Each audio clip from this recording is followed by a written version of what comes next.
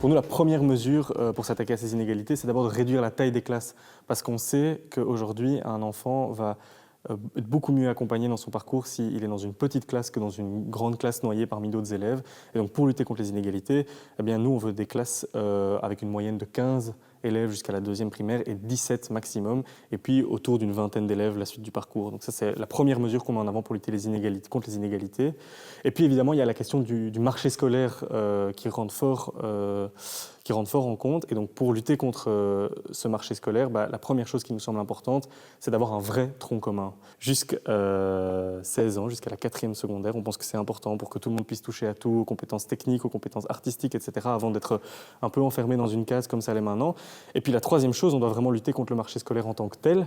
Et donc pour ça, nous, on propose d'inverser le système qu'il y a maintenant. Aujourd'hui, on vous dit choisissez, allez-y. Aujourd'hui, nous, on dit on veut plutôt renverser, c'est l'enseignement qui vous propose une place dans une école à chaque élève, et puis vous êtes libre de l'accepter ou de la refuser, mais on pense que en tenant compte de la proximité géographique et d'avoir envie d'avoir des écoles mixtes en Belgique, on peut tout à fait avoir plein de parents qui acceptent l'école qu'on leur propose, et que ça peut être un soulagement en fait même pour beaucoup de parents parce que c'est un gros stress. Et donc pour lutter contre le marché scolaire, on pense à cette mesure-là.